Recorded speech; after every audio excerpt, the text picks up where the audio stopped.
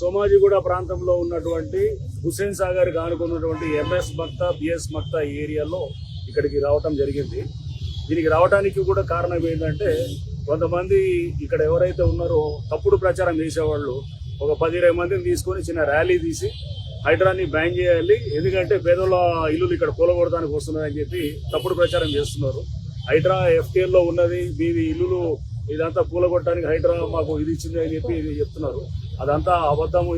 దీన్ని తప్పుడు ప్రచారం చేసి ఎవరైతే వెనకాల ఈ స్కెచ్లు వేస్తారో ల్యాండ్ గ్రాబర్స్, లేకపోతే తప్పుడు ఆలోచనలు ఉన్నవాళ్ళు, లేకపోతే హైడ్రాను బద్నాం చేస్తే లాభం అనుకునే వాళ్ళు, అట్లాంటి వాళ్ళు చేస్తున్నందువల్ల ఈ బస్తీకి వచ్చినాము. వీళ్ళందరికీ చెప్పినాము, మీ ఇళ్ళని హైడ్రా ముట్టదు. ఎవడన్నా వచ్చి తప్పుడు నోటీసులు ఇచ్చి తప్పుడు ఏమైనా చేసినా కానీ ఈ బస్తీ వాసులందరికీ కూడా హైడ్రా నిలబడి వీళ్ళ వైపున ఉంటుంది. ఇప్పుడు ఎవరైతే ఈ తప్పుడు ప్రచారం చేస్తున్నారో వాళ్ళ మీద కూడా స్థానిక పోలీస్ స్టేషన్ కూడా కంప్లైంట్ చేసి వాళ్ళ మీద యాక్షన్ తీసుకోమని చెప్పి స్థానిక ఎస్హెచ్ఓ, ఇక్కడ వీళ్ళంతా కబ్జాగాళ్ళే ఉంటారు, ముందు స్కెచ్ చేసేదంతా కబ్జా వాళ్ళే, వాళ్ళు వచ్చి నాటకాలు చేసి ఇది హైడ్రాని ముందు పెట్టి బద్నాం చేసే కార్యక్రమం చేస్తున్నారు. కాబట్టి ఇక్కడికి వచ్చి ఈ బస్తీ వాళ్ళందరితో ఈ రోజు ఇక్కడ మీటింగ్ పెట్టి వాళ్ళందరికీ కూడా క్లారిఫికేషన్ ఇవ్వడం జరిగింది. ప్రదీప్ కన్స్ట్రక్షన్ కి నోటీసులు ఇచ్చారు, నెక్స్ట్ మీకే ఇస్తారని కూడా భయపెడుతున్నారు.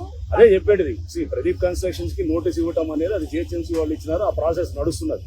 సో దానికి సరే ఆ ప్రాసెస్ ఎలా చట్టపరంగా ఎలా జరుగుతుంది.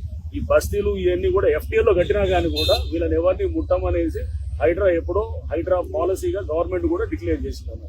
సో అందుకోసం బస్తీలో వచ్చిన ఏ చెరువుల్లో కానీ బస్తీలు వచ్చినా ఇల్లులు వచ్చినా ఇంతవరకు మనం చూసినాం, బతుకమ్మ కుంట చేసినాం, ఆడ పక్కన బస్తీలన్నీ వచ్చినాయి, చెరువు పక్కనే ఉన్నాయి, ఎఫ్టీఎల్లోనే ముట్టలే.